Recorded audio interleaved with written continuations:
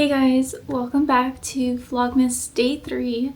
Today's video is going to be pretty different from what I usually do. So I usually do very beauty content, hair, makeup, nails, but it's Vlogmas, and Vlogmas is really giving you a little peek inside of my life, the things that I'm doing. So I kind of figured why not throw this video in. And sorry if I'm a bit nasally, I think I'm getting a cold or something. It has been freezing and yeah. So just a warning. But I was thinking of going over all the books that I read this year. I am a very avid reader. I love reading. And when I was in university, I ran a book club. So I was reading at least a book a month, and that was just for the club, not even outside literature that I wanted to read or textbooks for class. I read a lot of literature and published papers for work, so I really do enjoy reading, but I love reading outside of work as well, so why not just go over the books that I finished this year. And I think I'm gonna move because the lamp is ooh. Okay. That's better, I think. Okay, I have a lot of mystery horror books. You'll kind of notice trend, but this year I really wanted to kind of get outside of my box of what I enjoy reading. Some of these really challenged my views that I already have, and I feel like it's kind of important to do that. I really wanted to just expand who I am and be more open to others' opinions and views. Not that it's going to directly change my view, but just being more open to it and reading it. So that's kind of what I did. We'll just go in a random order. And this first book, loved, great mystery. And it's called The 7.5 Deaths of Evelyn Hardcastle. This one it's a thick book, and it honestly went by pretty quickly. When I was a quarter of the way in, I really wanted to keep going, and it was really hard for me to put this book down. So really easy read if you like mysteries. And it's kind of a mix of Groundhog Day and an Agatha Christie mystery where you're trying to find out who the murderer is. And this one character, he keeps waking up and he has no idea what's going on, where he is, who these people are. And he finds out that there's this dinner party going on at this castle, and this girl's missing, Evelyn Hardcastle. Wakes up at different times of the event going on. So there are times where he sees her, and then there are times where she's missing, and he's trying to find out who it is. Then he finds out that there's other contestants trying to figure it out, and if they do, then they're free. But if you love mystery, this is a great book. I really enjoyed it. This next book is one of those that I was talking about that I really wanted to challenge my view, and this is Slaughterhouse-Five by Kurt Vonnegut. I think that's how you pronounce his last name. Probably should have looked that up. But it was an okay read. Personally, I'm very anti-war, and that has always just been my stance. I don't understand the purpose of war. I feel it's needless, and I guess I have some qualms with this book because it tells a story of this man who is kind of losing his mind, but he is kind of having these flashbacks of when he was in war. The author kind of writes it in a very humorous way, which I understand why he does that because it's such a serious topic, but for me it was too humorous for the concept. And the author pretty much just has the stance of war is good and bad, it's a necessary evil kind of thing. And it did actually change my views just slightly, more of just being open to that concept that really I didn't really enjoy reading this book. I saw it on a list of a must read book, and so I wanted to read it, and it was okay personally, just not my favorite. Okay, this next book, I feel if you identify as a woman, this is a must read, honestly, and that is The Bell Jar by Sylvia Plath. And I really enjoyed this one. It is a bit depressing at times, so if you find that reading sad things kind of triggers you, you might not want to read this or even take breaks. There are certain times where I would take breaks from this book because it was just so sad. And it is a really great book. And I kind of knew about Sylvia Plath's life story before reading the book, and the whole time I was just oh, it's gonna be a good ending, it's gonna be a good ending. And it's okay. I was very let down by the ending just because it wasn't a cliffhanger. I mean, it kind of was a cliffhanger in a way, but it was very anticlimactic for how the trajectory of the book went. Seeing how her life ended is just I don't like the ending. But overall, really great book, very emotional and powerful, and yeah, just a good book overall. Another amazing book. This is a book that I feel in 5 years I want to reread just to see if, not I don't think my views will change. I thought it was an amazing book, but I feel like some of the story, there were parts where I didn't understand completely, and so I'd have to like look it up and get an idea of what the author was talking about, whereas some parts I like completely understood. And this is another one where the ending, it's like, it's not a cliffhanger, but it's a little confusing. And what I'm talking about is Brave New World by Aldous Huxley, and I love this book so much. This one is probably my top out of all of these, either the top one or second one. It was just such a good book. I would say this is kind of like a sci-fi in a way. It starts off very like textual of like biology terms, and if you're a science person, it might be a little difficult for like the first chapter, I would say, maybe. Just it's very technical in the beginning when it's talking about like how they conceive children now. They kind of just like grow them and like mass produce people. And then people are kind of split up into, not like factions, but in a way, like there are the higher up people who like kind of just live a life of luxury and will be given positions of power. And then there's like the middle tier people where they're just like average Joes. And then there's the bottom people who like very like they don't know much language. They just like work the fields, do very like grunt work of the population, and that's just how it is. Nobody really remembers the past or like why or why things changed. And it's one of those books where it's like, okay, the one character is like, oh, like I'm different and like I don't want to live like this. And I don't know, I don't want to get too much detail to spoil it, but it's just a really great book. I loved this so much, and if you love like dystopia types of books, this one's for you. This is really good. Next up, we have Harry Potter and the Sorcerer's Stone. I am a huge Harry Potter head, and like I love Harry Potter so much. It was a huge part of my childhood. I watch Harry Potter movies like probably once a week. It's been a little better, but about once a week. And it's been years since I've read the books, and I always remember that the books were way different than the movies and just better. And I think last Christmas my boyfriend bought me all the books, and I only read one this year. I read it really early on the year. I was gonna read them all with my sister, and like I don't know, I think we ended up just not doing it. We read like half of this together and I just finished it by myself. I really love the book. I love like how different it is from the movies, and it really explains like the part with McGonagall where she gives Harry the broom. Like in the book they explained it. They're like, no, like it's for students who like they have funds for students who can't afford brooms if they're on the team.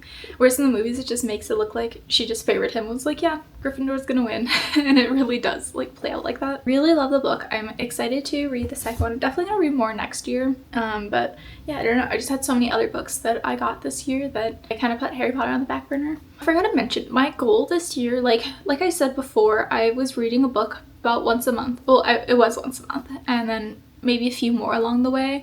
And I think I read 10 this year. So I read 9, and then I listened to one audiobook. So I don't know if you count that as reading one. I guess you're not reading it, but I really thought I was gonna read 12 this year, but I didn't. And like I think 10 is still a really good number to have finished. Like I just do it as a pleasure reader now, and I just read during my lunch breaks or sometimes before bed. I do have one other book that I have not finished. I'm not even close to finishing because it's just so long, and that is The Fountainhead by Ayn Rand. I always struggle to say her name, but that one is a chunky boy. Oh my god, it is. I might like still be reading it by the next year. We'll see. Hey guys, editing Lexi. I actually, when I was editing, I realized I was like, there are definitely more books that I read this year.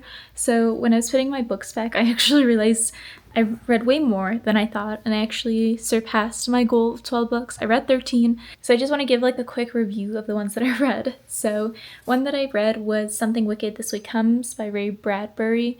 Really good book. Kind of scary if you think about it. I saw this and it looked scary. I remember buying it and I was like, this looks creepy. And I've read Ray Bradbury before, and I haven't read this book, but it's pretty good. It is very slow and the language is very different. Like you can tell it was written in whatever year, I don't know. But like it's pretty poetic for how it is. It's not a poem, but it is poetic and it's very well written. The story though is great. This is another one I want to read in like another 5 years because the story is just, it's something. It really makes you think, and yeah, it's really spooky. So if you like scary stuff, kind of mysteries, a little bit dystopian, this one's for you. The other one I really enjoyed was A Taste for Poison, and this is by Neil Bradbury, probably not related. So this one talks about different types of like molecules that were used to kill people or like as poisons, and it's based on like real accounts or just like stories in time periods. So most of them are like specific stories of like this person was a nurse or like this person worked in a research lab, things like that. It really like breaks down everything, which I like. It honestly got a lot of weird looks when I was reading this one in public because it says 11 deadly molecules and the killers who used them. Like it, yeah, I got a lot of stares while reading this one, but it's really good. And I like that it breaks down the science behind it too. So like it'll tell you how and why those molecules kill people, like why they're poisonous, why they're deadly, how these people were able to manipulate it to do the things that they wanted to do with them. A really great book. It sounds darker than it is. Like it reads like a documentary in a way, but I really enjoyed this one. And then the last one I wanted to go over, I think I forgot this one because I read this like in the beginning of the year, and this is The Game by Scott Kershaw. Really great book. Another great mystery if you like them. This is another one where it's similar, where all these people are kind of like brought together but they don't know why, and I think they like get text saying like, do you want to play the game? And then if they agree, they have to do all these things, otherwise like something bad's gonna happen to them. And they all have like really strange backgrounds, different reasons why they're there, and it has a huge twist that you do not expect. I did not see it coming at all. But yeah, just another really great read. Next up, we have 2 Agatha Christie books. I love Agatha Christie. When I was a kid, I think like middle school, I would read all of Agatha Christie. Like I love her books so much, and honestly like I didn't remember a lot of the books, so I got a couple this year and I really didn't remember. Like I remember the story kind of, like, you know, bits and pieces of it, but I never remembered the ending, so it was really good to read it again. And one that I really loved was And Then There Were None, and this one was just so good. So it starts with these 10 strangers, and they're kind of all called to this island, and they've all been told pretty much like by a different person who invited them, but it's the same initials. And when they get there, they're just like trying to figure out like why they're there. And like the first night somebody dies and one of the people there is a doctor, but he's just like, hey, I gave her this tonic to calm her nerves. Like, so it's really interesting because you see them kind of like form cliques of like who they're gonna be trusting, and then they will like attack other people, and the less and less people that are alive, they really go at each other's necks. And it's a great twist at the end. I had no idea that it was coming. Really good.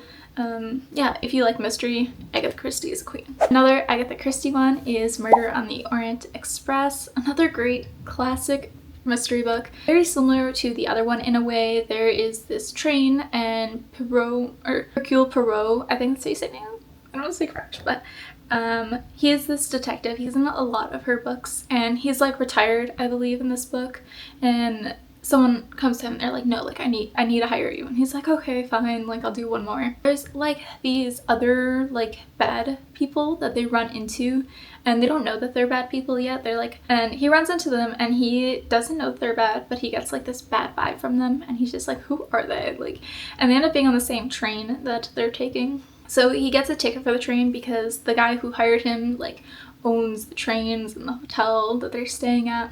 So he gets a ride on there, and someone dies.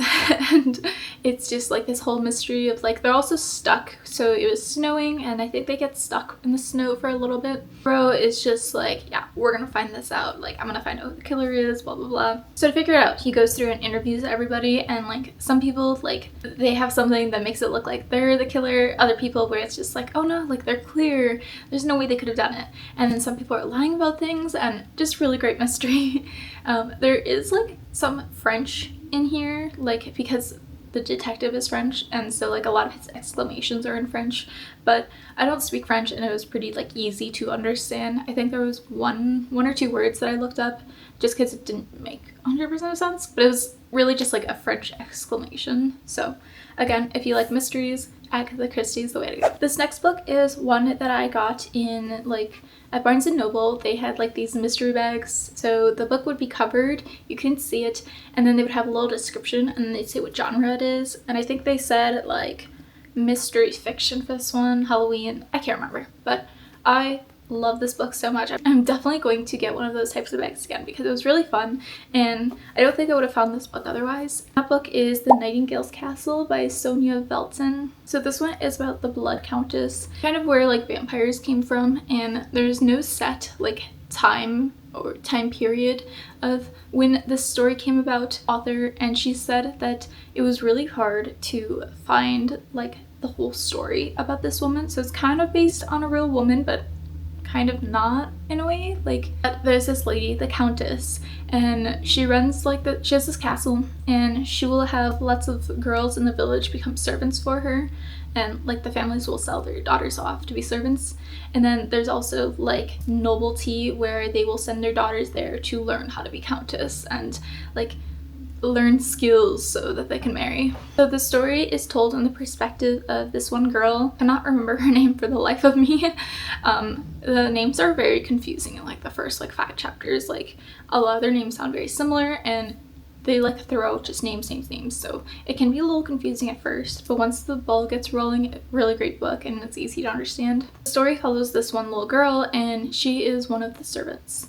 And she like she's okay at things, like she's not really getting into trouble, but this friend that's also a servant that she met like sucks at everything. Like she can't sew, she can't cook, like everything she does she messes up. Countess's aides are like the ones who kind of control the girls, and they are brutal to them. They are so mean, they torture them, they hurt them, like they're just awful to these servants. And so the one girl, she keeps getting like the brunt of it, of like, oh my god, I'm not good at anything, I keep getting yelled at, punished.